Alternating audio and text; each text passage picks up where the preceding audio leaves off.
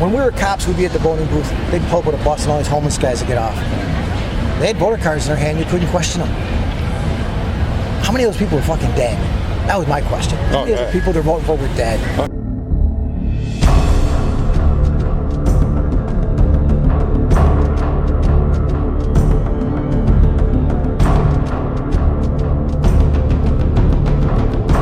Hey, welcome back, Patriots.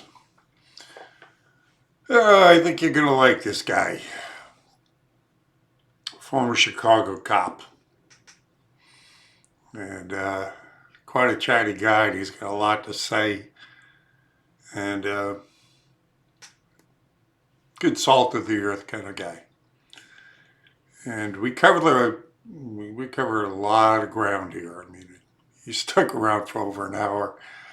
And the conversation moved along quite well. I mean, we didn't repeat much, and it just, jumped from one subject to the next, and he was quite informative.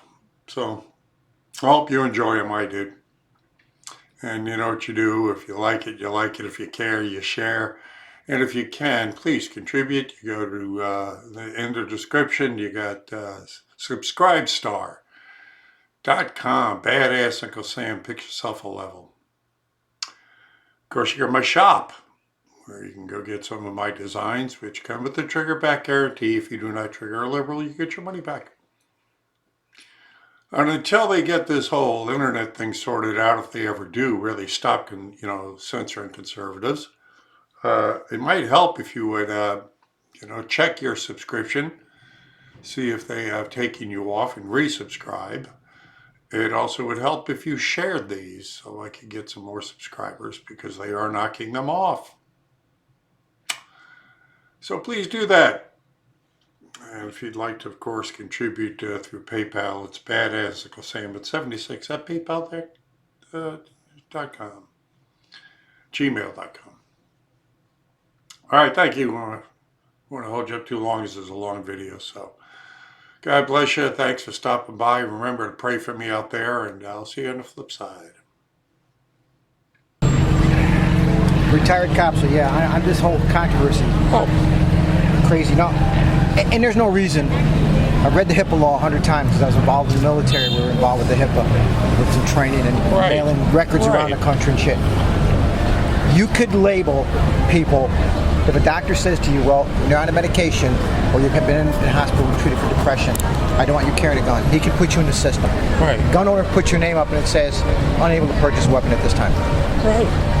Why? Sir, I have no idea. It just says you can't purchase a weapon. You have to go back to ATF or the FBI or whoever the fuck they tell you got to go back to. Now you know what you were there for. If you really are okay now and you really want to get a gun, you go back to the ATF. Say, okay, what do I got to do? Well, you got to go back to your doctor, get a release.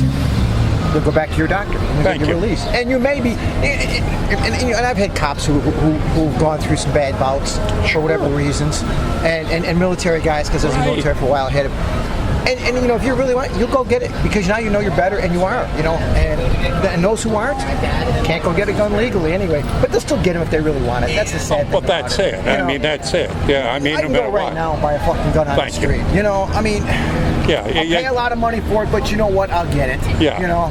It's stolen, in a burglary somewhere, or it's been fucking smuggled in the country, whatever. But you live in a fantasy land if you think you can go buy an AR-15 at the fucking gun shop for, I don't even know, I've never bought one yet, so it's like $800. Okay, you can go on the street and buy one for $2,000. Yeah, granted, it's stolen or it's smuggled in the country, but if you really want it, you're gonna buy it.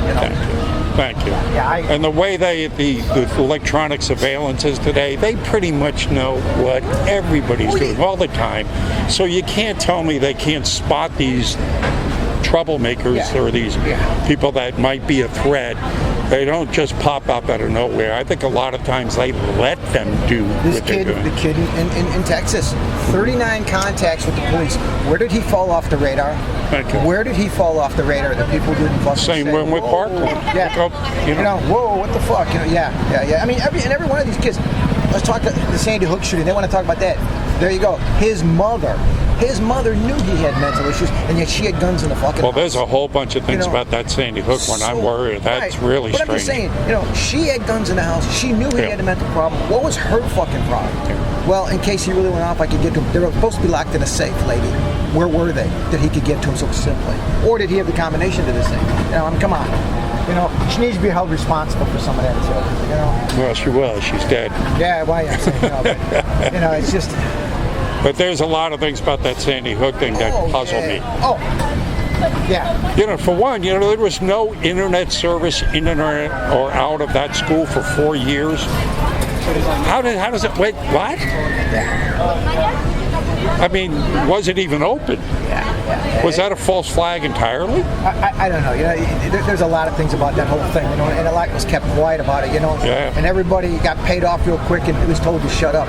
And the Vegas shooting puzzles me. Yeah. That's a whole nother thing. They just brush it. 58 people get murdered, and they don't even find a motive. Look at the kid in Orlando. Yes. Under Obama, and they wanted to brush it under the carpet as much as they can. Yeah. And so sadly, that security company, I had worked for them, and this kid was flagged 3 times with the company, by other employees, and they all brushed it off. Shame on the manager, brushing it off as it was a disgruntled employee with this kid. No, it wasn't. The fucking sheriff came to him and said, I don't want this kid in the courthouse no more because he's a fucking problem. Because they had the contract to work security courthouse. Now, the fucking sheriff of the county comes to you. And I'm the head of a company. I'm going to go, whoa, wait. And I got, this time somebody complained, dude, call the FBI. This motherfucker's a problem. And everybody's saying the same thing, To get conspiratorial, I know, but do you think there are elements within certain agencies that are perpetuating these things? Yes.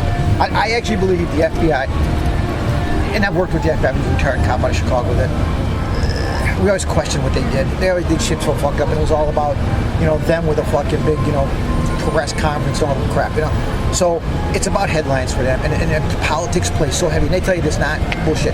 Politics plays so heavy in the FBI, it's unbelievable. Oh yeah, unbelievable. I mean, for one, they were started by a gay cross-dressing authoritarian. Yes. And to me, they're just all political. Yeah, I don't even know why. Calling them a law enforcement agency to me, I think is an abomination. When we did the big change under 9/11, and we found out that the FBI was a lot of the problem, not releasing information to other agencies. Thank you. I'd abolished them. They'd have been gone. Thank you. I'd have changed that to Homeland Security, brought in all new people. I'd have gone through the fucking system, got rid of the bad ones, kept the good ones, because there are a lot of good guys. And I'd have gone through and changed them out.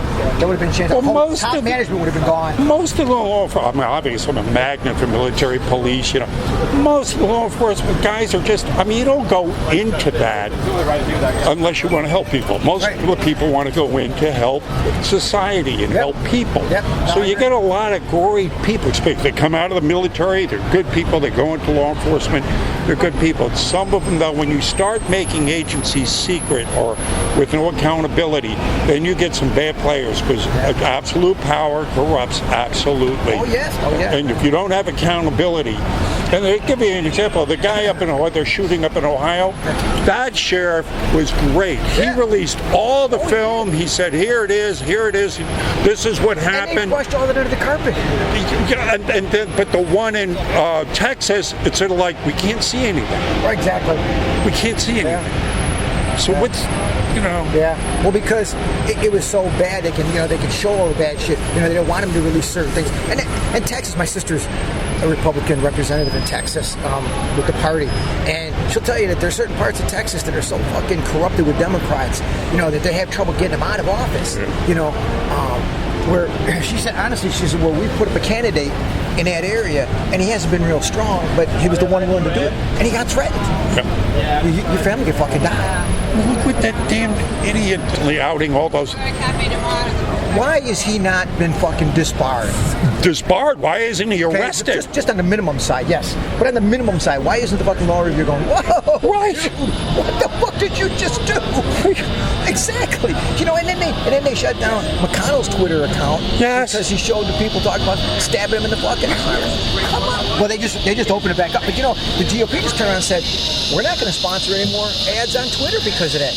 And the guy who's head of that said, this is what they're going to lose over the next. He says, we're going to freeze with them for 6 months till we decide whether or not.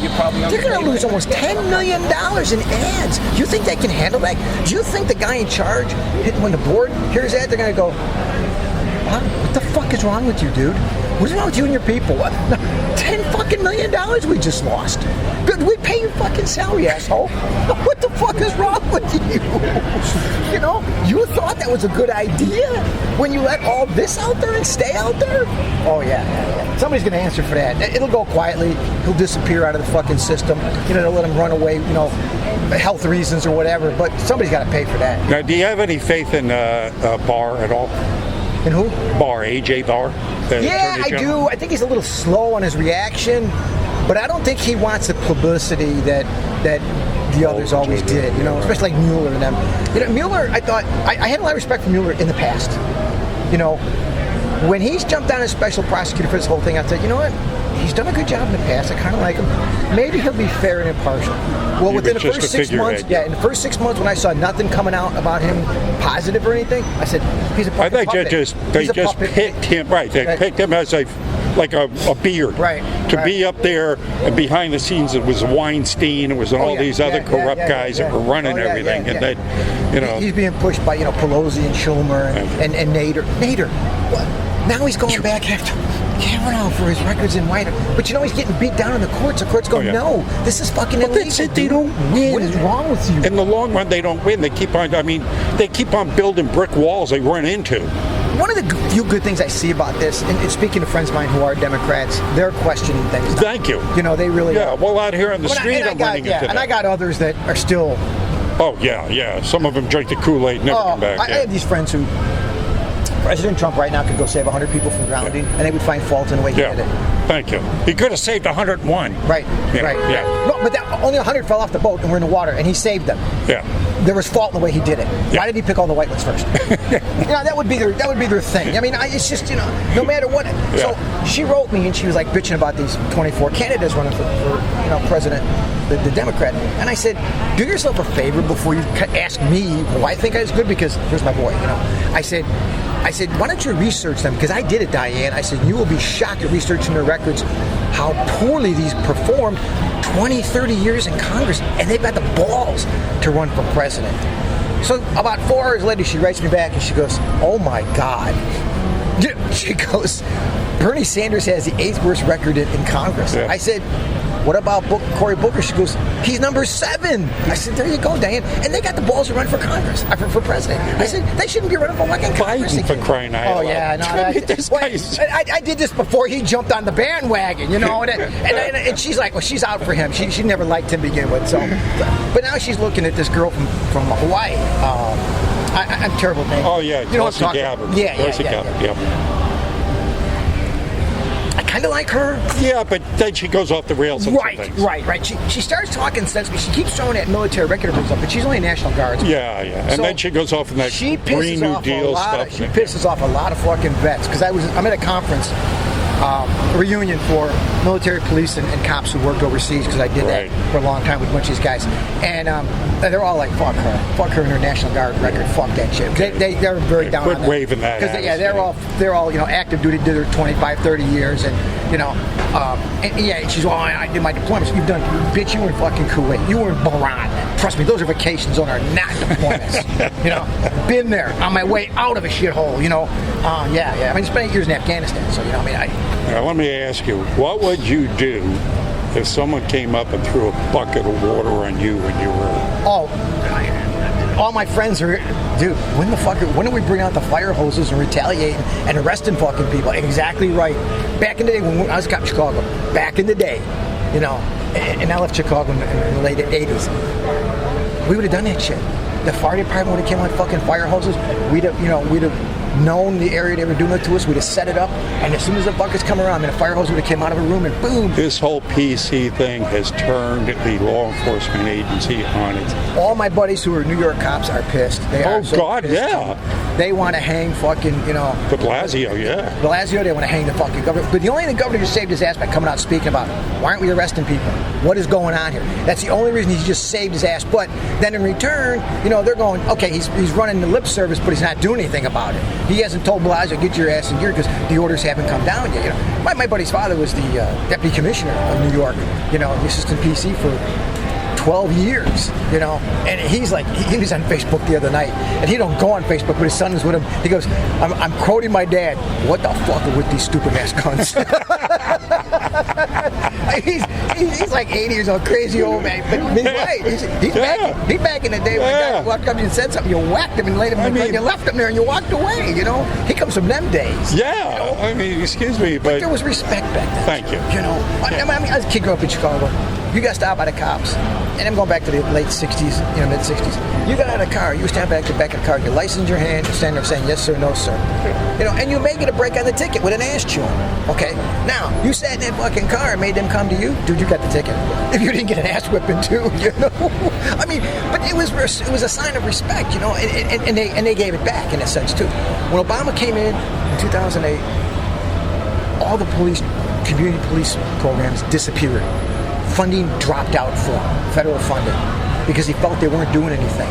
Now, Trump has just given Chicago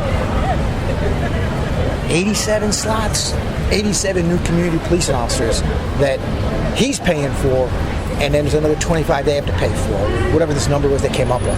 And, you know, Romney at the last minute was saying, oh, well, I'm going to reassign them to this or that, and I'm going to assign them a urban committee that I've selected. So the federal AG for the area come up and say, whoa, you can't assign these guys. You got a board already set up by the city, by the union. It's agreed upon. They're the ones that overlook the community policing program. And besides, your guys, out of like 8 of them, 5 of them are currently in court on felony charges. They're all street thugs. you can't make a lot of this shit up. I mean, yeah. you know. Well, that manual went away, and now this new one, she's just as bad, you know. But she's at least sticking to his program. She hasn't decided to change that. She's left that alone because that's federal money, you know, and it's good for 3 years. You know, the feds pay the full bill for 3 years, and then there's a 2-year handover program where you have 2 years to make up the money in your budgets for those salaries. But everything's paid for prior to that.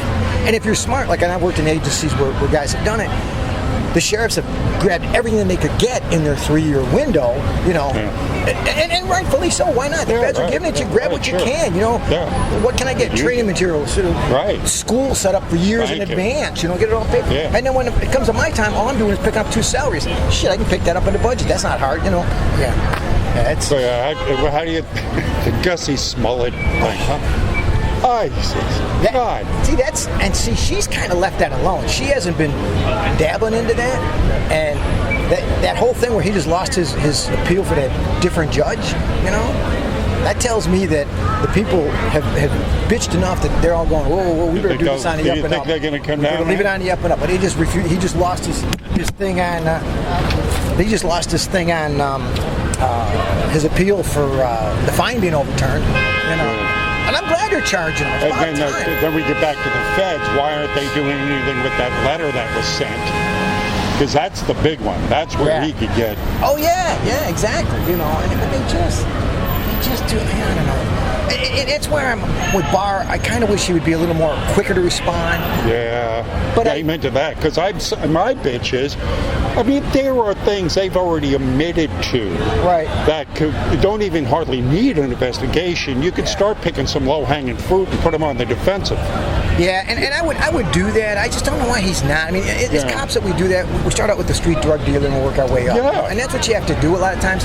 And I think he's looking at, he doesn't have that time to do that, so he's trying to wait and see if somebody hit way up the middle, you know, someone at the middle is going to fuck up, and he grab from there and climb quick. They already got him. They've admitted. I mean, Comey has admitted on TV. Well, yeah, and then they just gave him a pass. Thank you. And I don't know why they did that. I am fucking shocked. See, at minimum now, I would at least say you've admitted to committing a felony. Yes. You've lost your pension. You know, something. At least, and make that known that, hey, even though the admission of, you know, we've charged him, and even though we've tossed the case out, he loses his pension based on still we have Strzok coming out suing the FBI for getting fired. I mean, come on, man.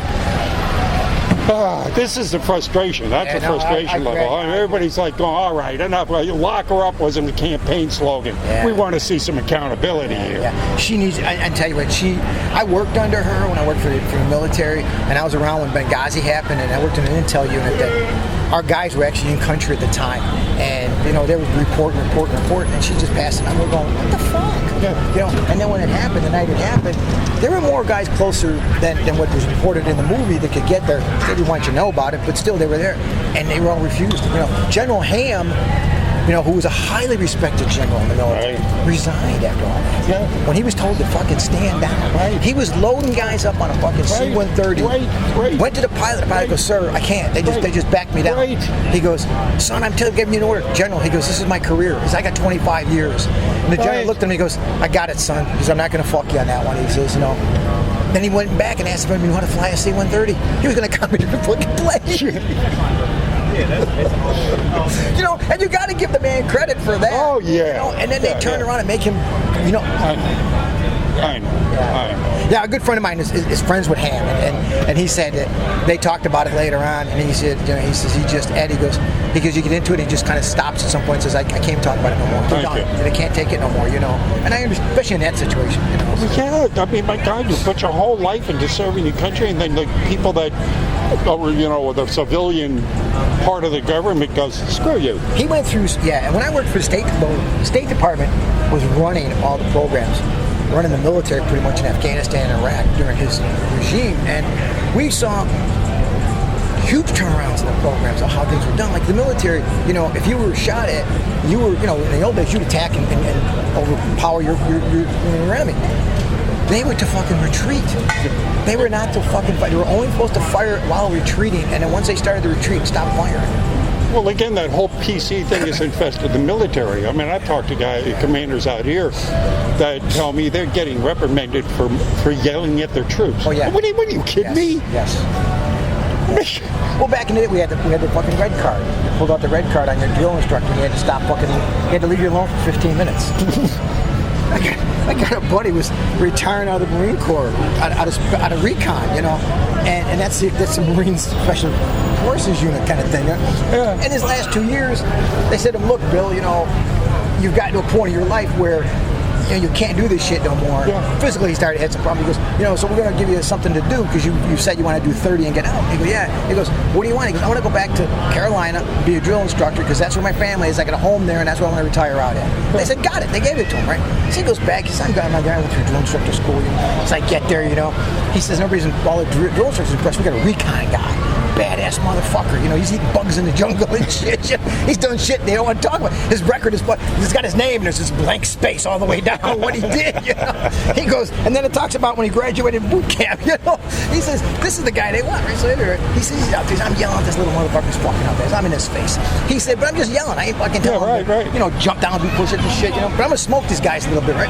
He pulls his fucking card and sticks it in my face. He said, and all of a sudden the light went on. Oh, they talked about this red card fucking training. I'm supposed to leave him alone for 15 fucking minutes. Holy shit.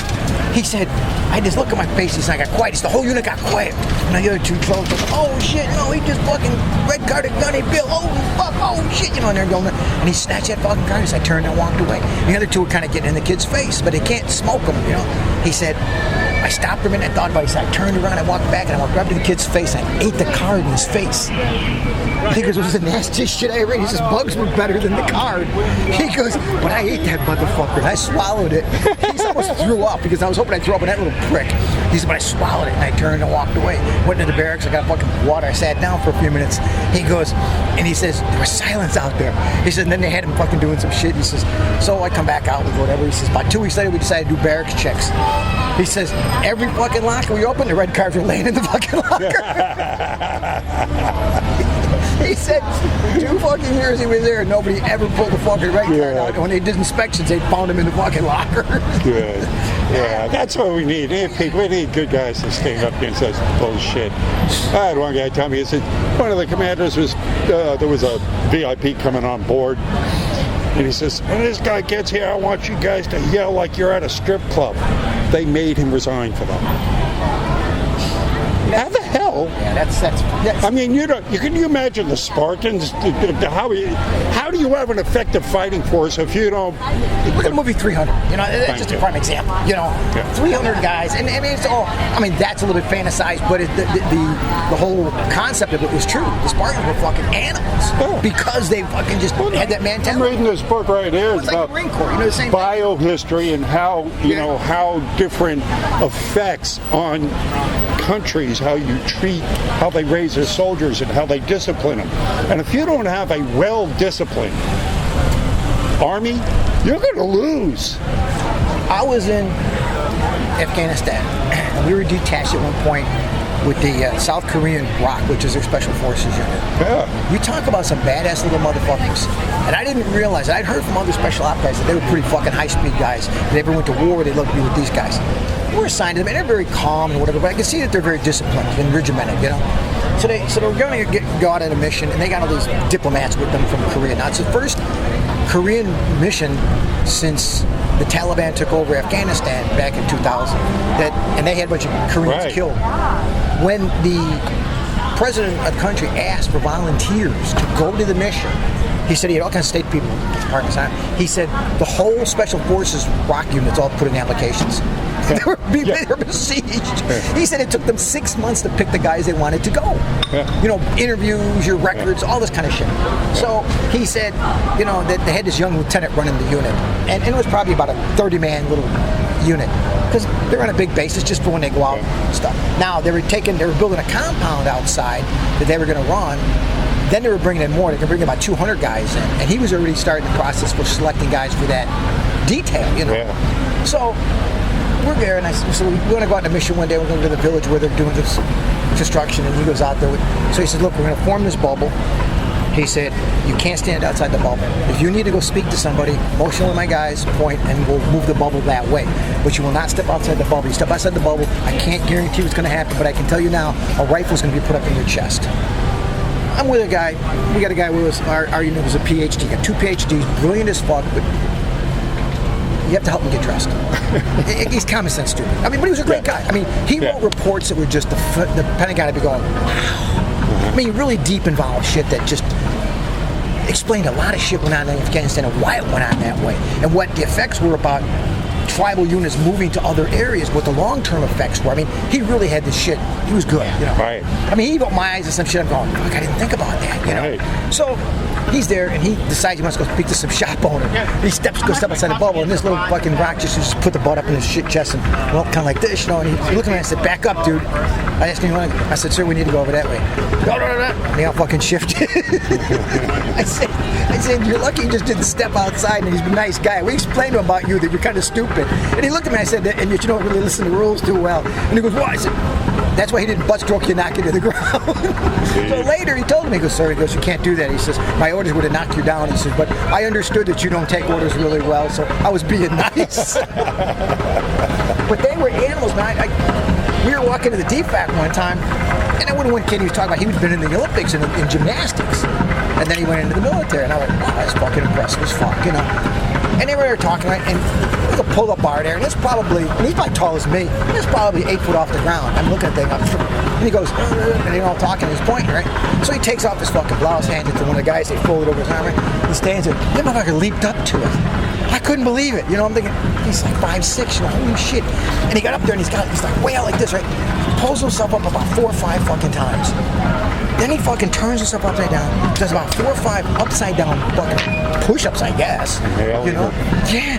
Then he fucking takes himself parallel, does about 5, 6 of them things. Then he swings that back underneath it, does about 5 or 6 of them like this, right? Then he comes down, does 4 or 5 more of these and drops down.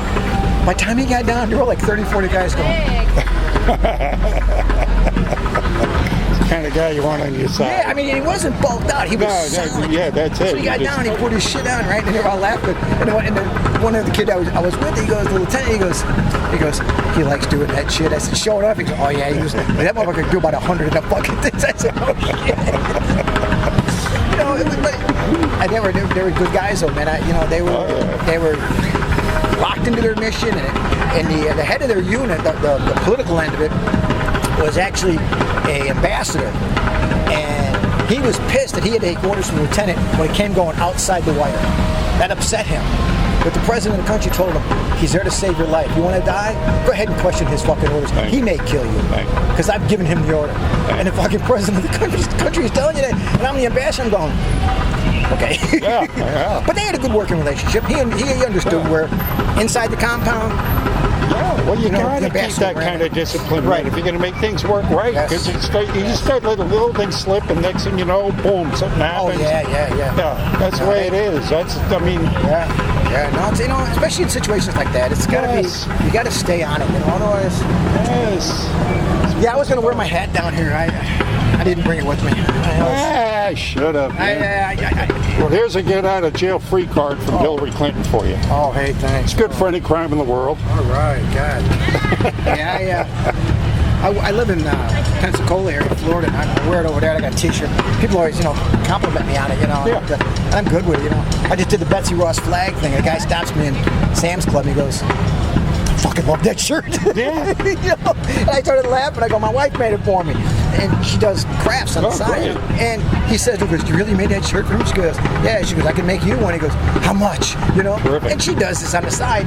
And she goes, well, I guess $10. I said, you could have got 12 easy. I said, what's wrong with you, woman? But that's it. See, everything they do backfires. And it's like, just recently when we talked about Cuban, releasing all those names. One of the guys he released has a barbecue thing, restaurant. Lines of people. Lines of people around the block now. So everything they do backfires on them. Could people realize in their soul what's going on? My sister, back when the movie, the Benghazi movie came out, her organization wanted to do the early release in the area. She lives up in the Dallas area. And they wanted to do an early release. So they were looking at venues where to put it. Well, they had so much interest in it, they needed a huge stadium. So they went to the Dallas Cowboys. They said, hey, we want to rent out the stadium for this. We're going to present it and we're going to sell tickets. All the money we're collecting is going to a Wounded Warrior program. And the guys came to sign the books and the whole thing. So she got me a book signed by the guy. And of course, he's telling her, hey, thank your brother for what he's done, blah, blah, blah. Because we kind of worked in the same areas, And he goes, is this and that? So at first, Jones was going to charge them to do the stadium. Well, when all the people who were going to work it that night found out it was for Wounded Warrior, they offered to do it for free. There you go. They said, don't donate, part of the money. Well, he turned around and donated it for free. In the end, he came forward. You see, that's it. And even and another thing of proof of putting is like this whole censorship of the internet. Yeah. If there was a level playing field, half the stuff they put out wouldn't be out. Thank you. At least half of it, Oh, more, at least. Yeah, but in the movie got done. In the end, my sister and brother-in-law are coming out. My brother's a former Army guy too, and they're walking out, and she's and I'm just like, holy crap. He goes, the shit you guys went through over there, I didn't realize what you guys do when you're over there. I don't talk about it, because... Well, that's one of the recently been headlines that Trump has been working heavily, like several hours a day, working on an executive order he's going to release on policing the tech giants. And he's going to have the FEC and all of them looking at that to see, to stop them from, quelling conservative voices. Oh yeah, no, it should be. I mean, I've been in Facebook jail. Hi there. I've been in Facebook jail several times for making comments. I got put in for telling a guy he's an asshole. Oh yeah. Now he cussed me out like a motherfucker. They keep a lid on my site like crazy. I don't really do that. And he finally just pushed my button. I said, dude, you're a fucking asshole. Next thing I know, I'm getting a notice I'm being blocked. I'm in Facebook jail. Yeah. Well, my other buddy, he's up to 6 times now. So I told him, I wrote him the other day when he finally got out. I said, dude, I just spoke to your Facebook probation officer. He's monitoring my account for you. He just starts laughing. He goes, dude, I don't care anymore. I don't care. He said, they can shut my shit down. Yeah, I mean, it's just, it just gets so stupid, They're shutting people down for, you get cussed out by somebody and then you call him an asshole because you're... Well, when they don't have any argument, they censor. That's it. They don't have an argument. They can't win. You're a racist. Thank you. You're a racist. Yeah, that old Russian thing fell apart. Now they go back to it's a racist. I listened to actually a very interesting guy on Fox News. Now, everybody's got their people. I like Hannity because he tends to get equal sides. He brings in people that are, against Trump, and he tries to deal Same with thing him. with And then he Carlson. gets supported. Yeah, Carlson's the same. I like the two of them. And at night I listen to him at work, So I'm like, I'm there, and he had a guy the other day, a Democrat, young black kid, nice kid too. Had worked in Obama era. He's doing something else right now. Sensible. Oh my God, you listen to him talk, you're going, I'm sorry, you ever listen? where are you from, kid? You ever listen to Candace Owens? Yes, I love her. Yeah. If she ran for political office, I'd move to that state just to vote for her. Thank you. Of course, I could probably go. How about InfoWars? You ever go to InfoWars? No, I need to. Everybody's been telling me about that. Go to InfoWars. need to go They're to the that. most censored news site in the world. So you want to listen to the people they silence. And the reason they silence this guy is because he sells his own products. He doesn't take commercial money from anybody. Right. So he's not beholden to anybody. So he just speaks the truth. And so you really want to go listen to this guy. He is he's got reports on there, and he's got a direct line to Trump. I mean, they really, that's why they're trying to censor They him. talk about him, inciting shit at rallies. There's certain things at rallies he says, I think he should tone down a tad. But, again, it's what the people in that area want to hear. So you can't really... Hey, listen, if I had a nickel for every time I heard he talks like I think, I'd be as rich as Trump. Oh, yeah, no, And that's right. where he resonated with it, And you know where, I tell you, I think this is sort of like the unknown factor in the election. The guys I spoke to out here, and I'm talking about older guys that have never voted in their lives, for the first time in their lives, voted for him. I am so surprised at the people that have registered to vote and never went and voted. Yeah. I'm like, But I think that was the X factor. People that I just got my son's ass about it. He just retired from the Air Force. I said, you're 39 fucking years old and you haven't voted yet?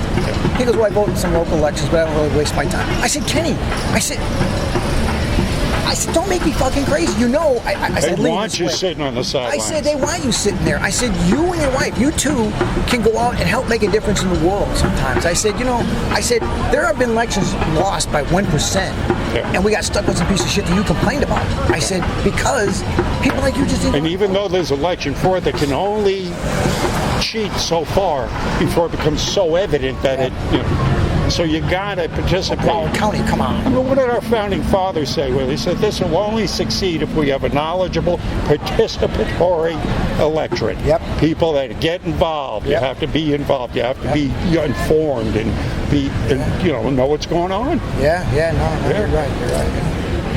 Oh, God bless you, brother. Thank you. Yeah, it is. I mean, I got in his ass about it, so now he's telling me I'll go do that. I'll go. So I'm not telling you. I said, you got to do it. I said, don't make me call your aunt. I said, in Texas, because you know what she'll do. He started laughing. He goes, oh my God. He goes, no. I said, Kenny, it's your privilege to do that. You need to do it. Yeah. Okay, it's for you and for your just takes daughter a few and your minutes. son. I said, it's for them. I said, because we let certain people get in power, they're going to destroy this fucking country. There's a balance. I said, we're going to get some of the bad ones, we're going to get some of the good ones. I said, and they work themselves out. And somewhere along the way, I said, each of them do this, and they balance out, and then we get a good product. Well, actually, balancing it, there was a black guy came up here about a month ago, right? Wearing a mega hat. So I said, okay, who are you? What do you do? Turns out he's special counsel to Ben Carson with HUD, works elbow to elbow with him. He gave me a 35-minute interview, and I asked him, why aren't things getting done more? And he goes, because 15% of this government is holding back 85% that's corrupt. Yep. Yeah, no, I believe that. I mean, I saw so many things go on when I worked for the government and just shook my head. Oh, sure, yeah. Especially in Chicago. Oh, my God. When we were cops, we'd be at the voting booth. They'd pull up with a bus and all these homeless guys would get off. They had voter cards in their hand. You couldn't question them. How many of those people were fucking dead? That was my question. How many of those people they're voting for were dead? Oh, yeah. And later on, some of that Well, that's another thing. They say behind the scenes they've been working on purging the voting rolls and whatnot. That ought to be real strong. I mean, we ought to have right after the 2000 election, with the hanging chads and all, what was number one on everybody's lips is, election reform. Of course, 9/11 wiped that, right?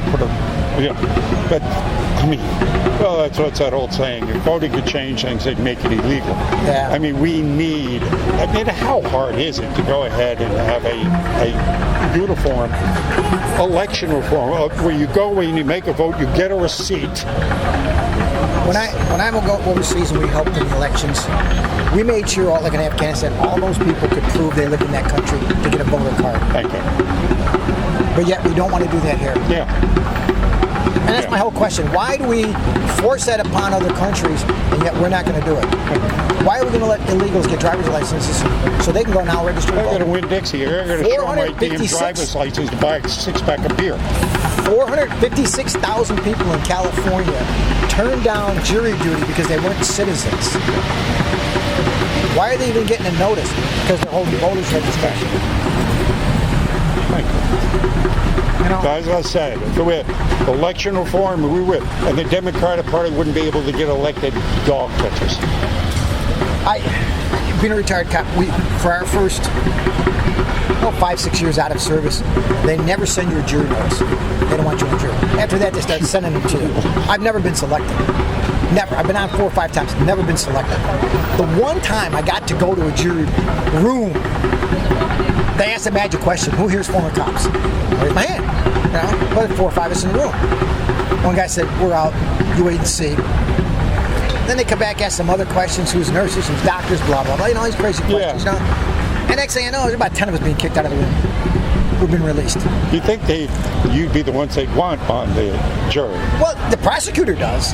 Yeah. The defense guy doesn't want you there because you're going to pick his case apart. Got it, you know? Yeah. I kind of understand that. But I almost think, too, that at some point, some prosecutors should say, no, time out. I want a guy like him in there. Yeah. I want this guy in there because he will explain any incorrections or anything that's confusing to people, so we're not with a hung jury. Which I know you want, but, or maybe they'll also come along and say, hey, no.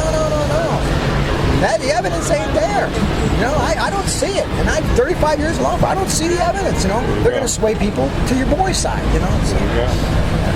Yeah, so it's about, well, the one thing about that Tulsi Gabbard, which she did bring up how Harris held back all that info, right?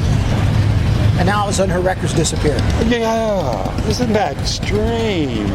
Obama's records you can't get. If I was the AG, that's exactly where I would be slamming California right now. You've just eliminated records you weren't supposed to. They're public.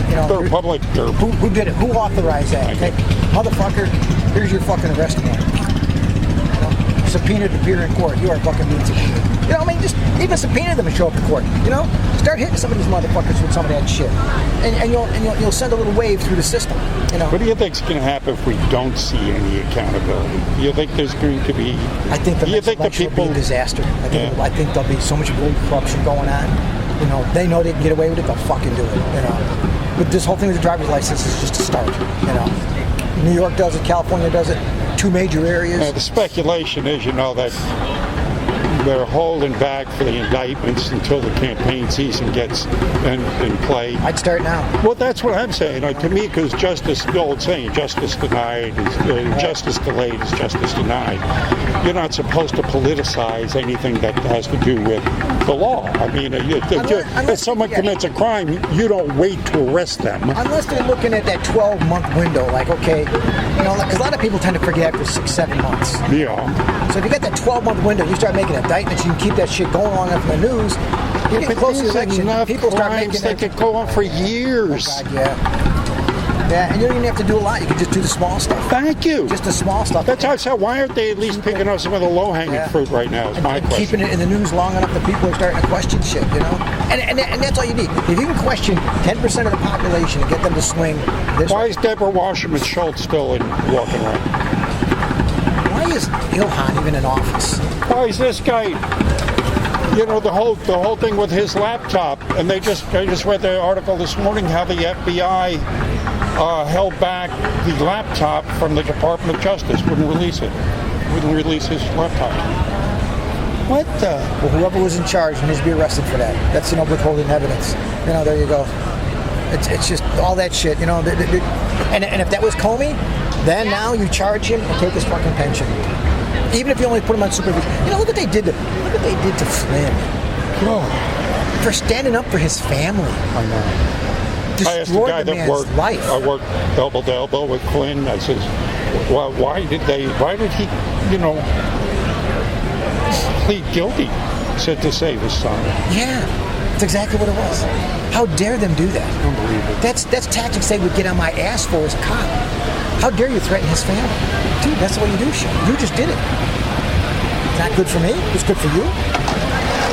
Oh, God. Yeah, it's... Well, here's praying we see something soon, because I'm telling you, everybody's chomping at the bit. Oh, yeah. Oh, man, it's gotten to the point where it's just getting you shake your head going... Well, I don't want to become too cynical. I mean, I still want to have some hope there's going to be something get done. But the guys I run into the most cynical to me are the former prosecutors I talk to out here, former law enforcement and whatnot. That, I say, is anything going to get done? No. I asked, there were two 25-year veterans in the IG department, investigators. I asked out here, and this is right after he got elected. And I said, are we going to see this? No. Probably not. This is the only thing we do now is embarrass them. That's all we do.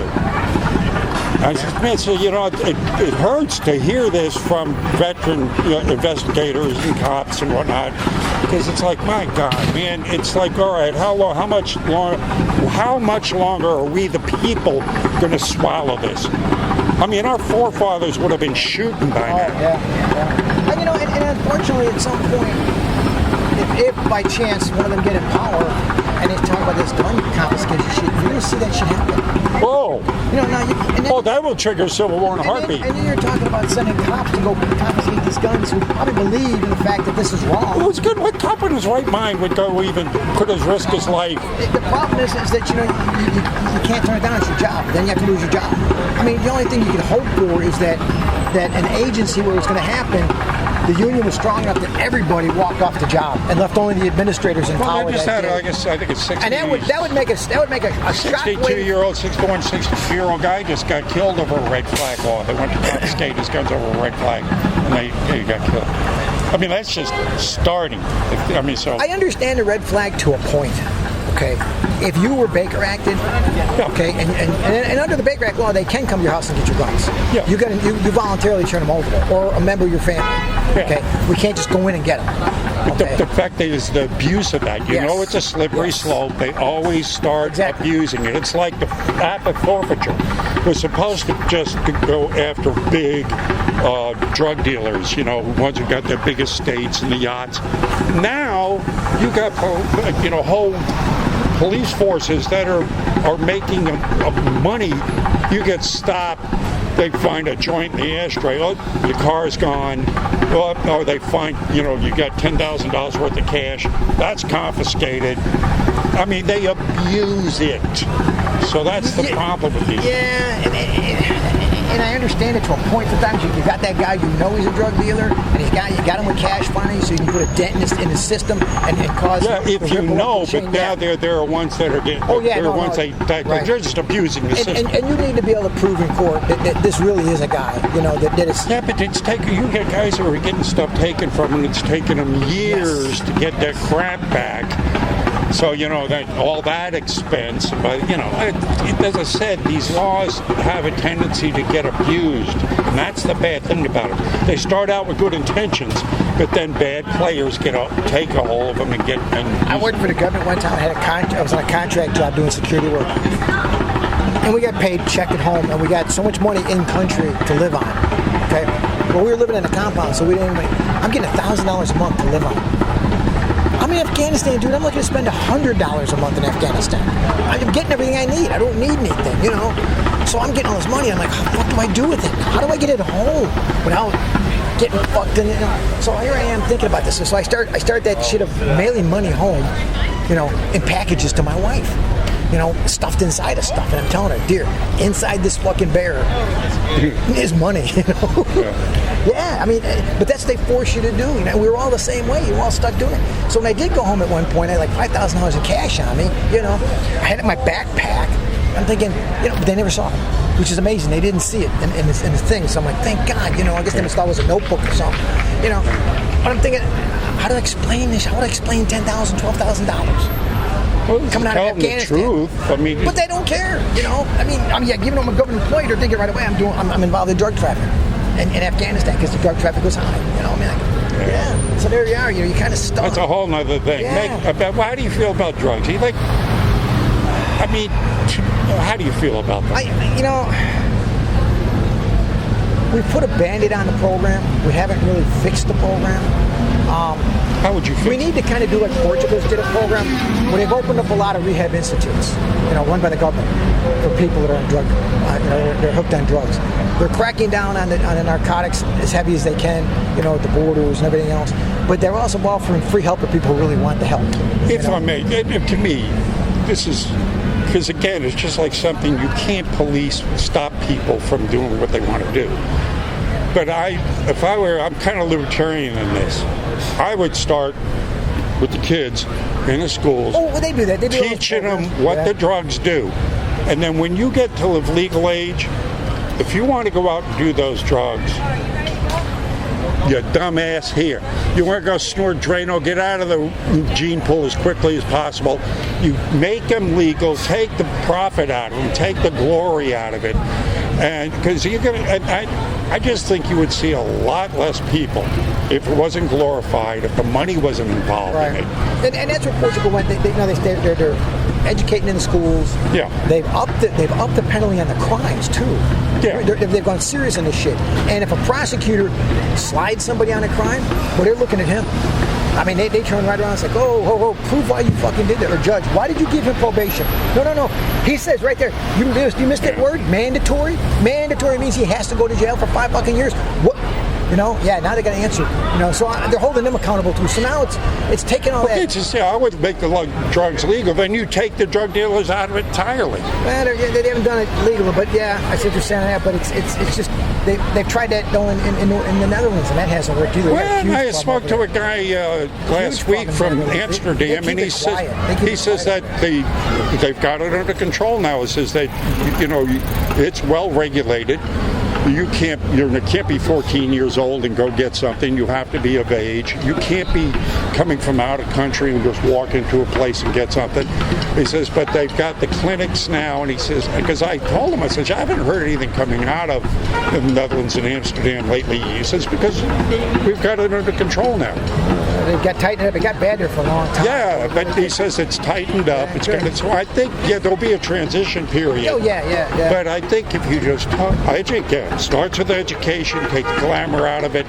Well, and that's what community policing was doing it in the schools too. Right. And the community policing programs and the school resource officer program. School resource officer program. Here's a guy before it was on meth. Here's a guy after meth. It went from educating the kids to you're just a fucking security guard at the school. That was it. Because my buddy was in it and he got out when it was changing. He goes, man, I couldn't do it. I enjoyed going in and telling them kids, yes, dude, you stick that needle in your arm, you're fucked. He goes, I'm telling high school kids, you're a fucking idiot. And show them pictures and shit. Yes. Look at this kid when he graduated high school. Former addicts. Look at this kid we arrested him 3 years later. He was 21 years old. Look at him. What about that program they used to take the kids into the prison? Oh yeah. Get rid of that because it was working. Because some parent, was pissed off because their kid was scared. Well, he should have been doing That's what it's all about. The whole tough love thing. That's what it was all about. You're supposed to scare them. I watched one of those on one of the cable shows one time. Big black guy there, and a bunch of young kids right, and he walks over this one young white kid, he looks at him and he goes, sweet me, you're getting this.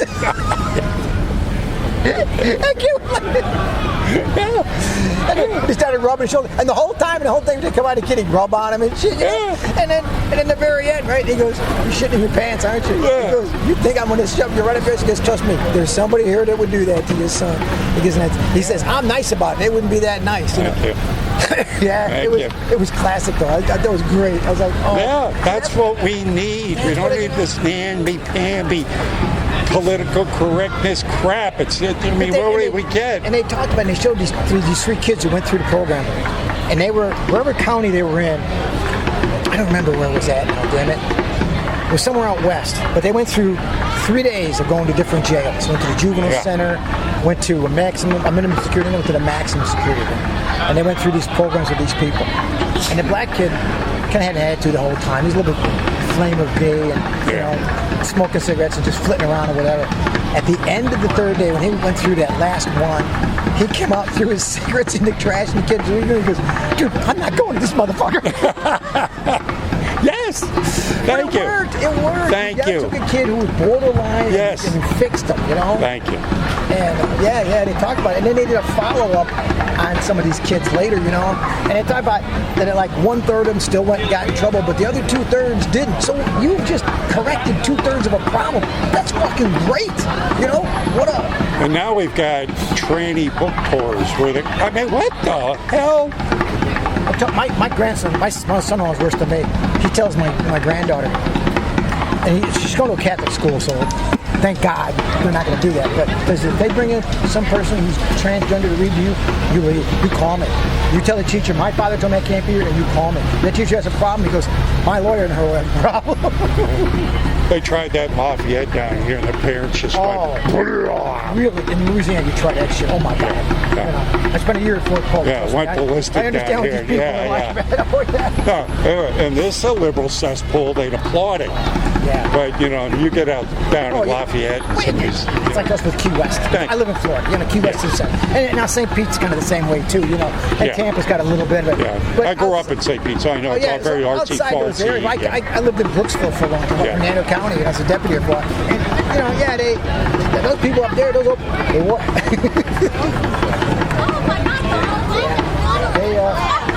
They wouldn't tolerate that shit out there, you know. I could see it in Brooksville. My wife worked for the school system, and we were talking about that. Did you see the teachers, what they have to put up with now? 10 different languages, tranny bathroom. How you doing, folks? If you'd like to leave anything in the Bulletproof Vest Fund, any small donation, unless you're a liberal, then everything's free. Some responsible conservative will pay for your mooching ass for the rest of your life. Oh yeah, they're putting you on Twitter right now talking about what an asshole you are. And you know, who cares? Don't call me badass Uncle Sam for nothing, pal.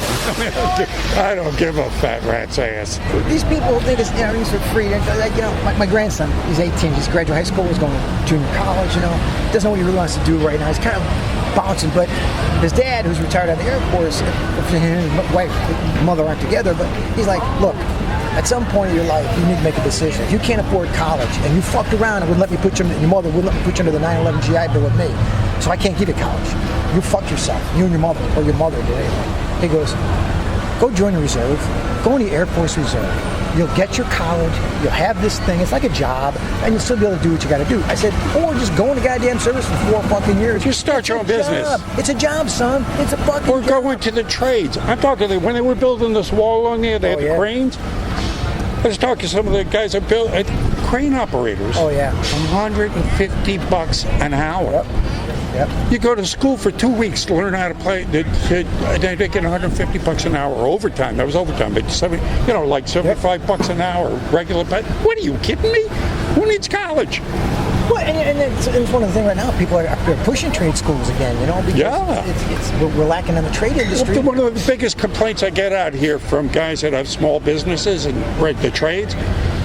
They can't find kids to work. They all want to become YouTube millionaires. You know, they can't find the kids get on the job, and they're looking at their cell phones. They're not doing the work.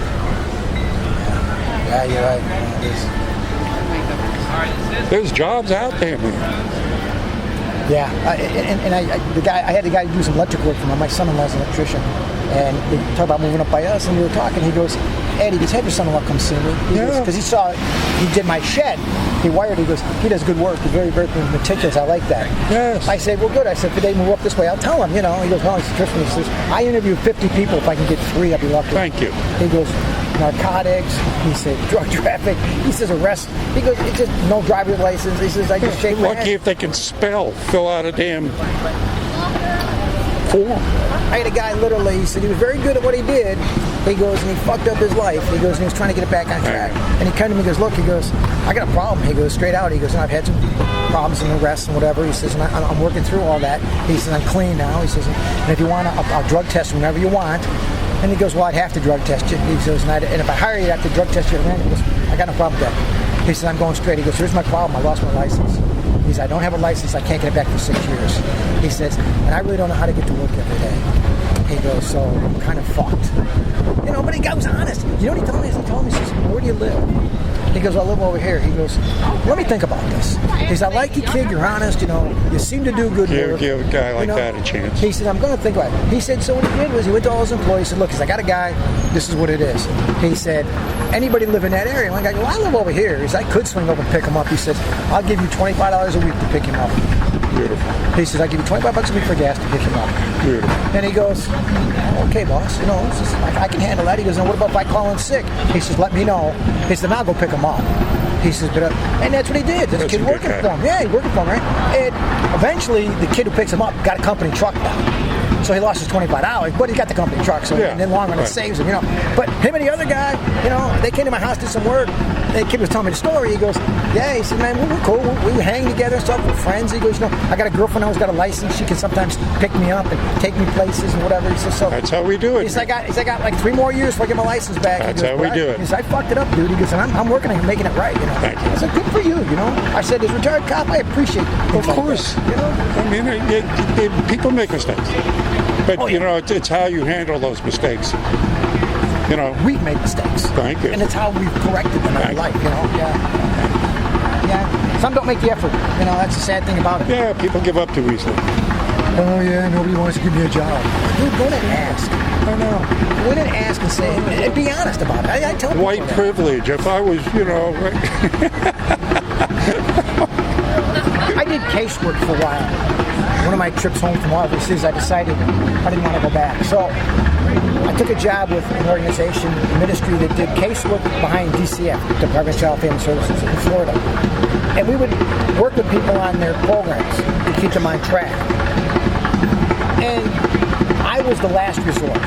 My boss would run you through 2 or 3 other caseworkers, and when you've ran over them and got away with it, he then give you to me. And I was the guy telling them, well, fuck you. You will go to your fucking hearing. You will sign this paper telling me I can check with your counselor. You will do this. Otherwise, I'm that guy in court telling the judge, take these fucking kids away from this asshole. and you know, of the cases I got, probably 50% of them survived it and made the program. The other half just were never going to change anyway, you know. Yeah. And I actually have a kid who I am so... I see this kid, I want to give him a hug.